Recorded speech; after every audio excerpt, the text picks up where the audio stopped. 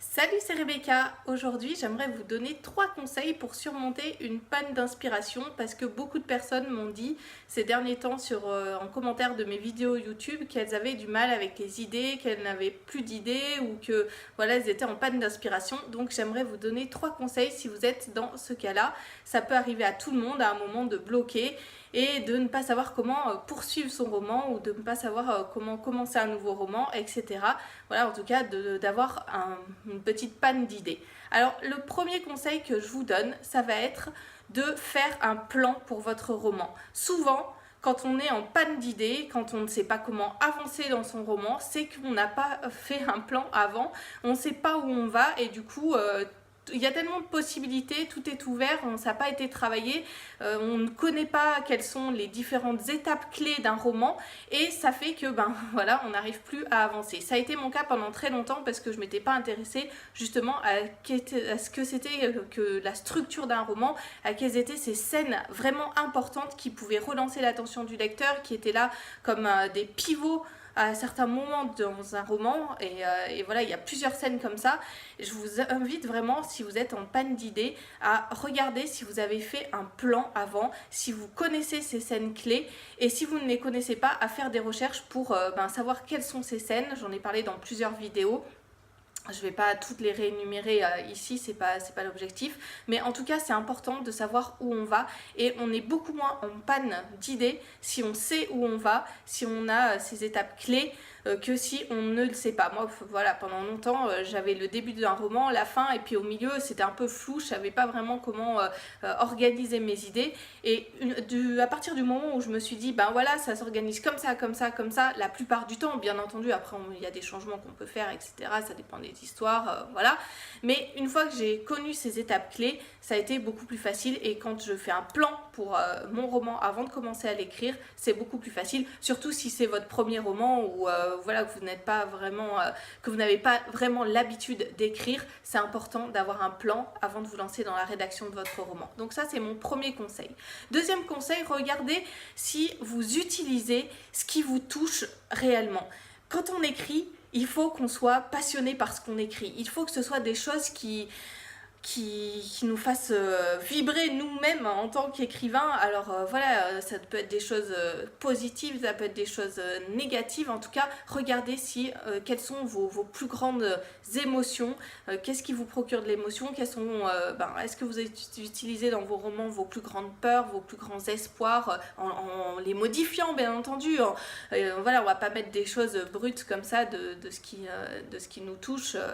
Voilà, il y a toujours une transformation qui se fait pour s'adapter à l'histoire, etc. Mais est-ce que vous utilisez voilà, vos espoirs, vos rêves, ce qui vous a touché dans la journée même, voilà, regardez un petit peu en vous quelles sont les choses qui vous touchent et remettez-les dans vos romans. Ça peut être valable aussi pour les livres que vous lisez. Regardez quand vous bloquez, quelles sont les histoires que vous aimez, comment elles sont organisées, qu'est-ce qui fait que vous les aimez justement ces histoires, et reprenez certaines choses dans les idées clés, sans copier bien entendu, mais dans les idées clés, reprenez certaines choses parce que c'est des choses qui vous touchent.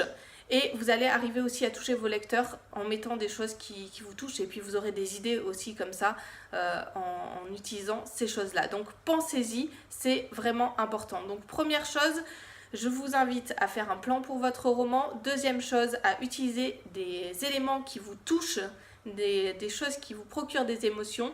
Et troisièmement, eh bien pourquoi pas faire un brainstorming avec d'autres personnes, parce que ça aussi ça peut aider. Alors si vous êtes bloqué à un moment dans votre roman, eh bien vous pouvez sans tout dévoiler de votre histoire si vous n'avez pas envie de tout dévoiler, mais si vous avez des amis qui sont intéressés par l'écriture ou qui ont simplement envie de vous aider comme ça ou de s'amuser un petit peu, eh bien proposez-leur un brainstorming autour d'une idée clé que vous allez développer. Ça ne vous obligera en rien à réutiliser leurs idées, bien entendu. Vous allez simplement avoir de nouvelles perspectives. Voilà, parfois quand on est bloqué, c'est bien de voir les choses sous différents angles et ça on n'est pas toujours capable de le faire soi-même. Alors voilà, quand on fait un brainstorming avec des amis en laissant vraiment toutes les idées libres de venir, ça c'est vraiment une clé. Voilà, il faut se laisser libre de même les idées les plus farfelues, de les laisser s'exprimer. eh bien ça peut donner des nouvelles idées aussi pour votre roman et vous aider à vous relancer dans l'écriture ou à lancer pourquoi pas un nouveau projet d'écriture aussi à partir de ça. Donc tester le brainstorming avec des amis, souvent moi ça m'est arrivé de faire ça et c'est vraiment enrichissant. Je sais pas, j'ai vraiment pas toujours réutilisé les idées qui sont sorties, mais simplement ça m'a ouvert de nouvelles perspectives et ça c'est vraiment juste génial. Donc je vous invite vraiment à tester ça. Et puis dans tous les cas, à vous laisser vraiment être créatif à ces moments-là, quand vous bloquez, quand vous n'avez pas plus trop d'idées, que vous ne savez plus trop comment continuer. Soyez créatif, laissez venir toutes les idées, voilà, comme j'ai dit tout à l'heure, même les plus farfelues. Ça ne veut pas dire que vous allez les réutiliser comme ça, brutes, et partir dans tous les sens dans votre roman, mais vous pouvez très bien vous d'abord prendre ce temps-là pour faire un brainstorming personnel ou avec d'autres, comme je vous l'ai proposé, pour avoir de nouvelles idées et les mettre dans votre roman. Donc voilà 3 conseils pour vous aider à aller plus loin quand vous êtes en panne d'écriture. Première chose, vérifiez que vous avez un plan, que vous connaissez quel est le déroulement basique d'un roman, parce que même si vous voulez changer ce déroulement basique, il faut d'abord le connaître. Deuxième chose, j'ai oublié ce que je vous ai dit. Bref, troisième chose, brainstorming avec des amis. Ah oui, la deuxième chose, c'était simplement d'utiliser les choses qui vous touchent et qui vous procurent des émotions. C'est ce qui est vraiment important pour retrouver aussi du plaisir à écrire. Parce que quand on bloque, à certains moments, on est un peu stressé, crispé, et ça peut vous aider aussi d'utiliser les choses qui vous touchent, que ce soit des choses positives ou négatives, en tout cas de les intégrer dans votre roman et de vous laisser écrire. Laissez-vous libre d'accueillir les nouvelles idées qui pourraient arriver à ce moment-là.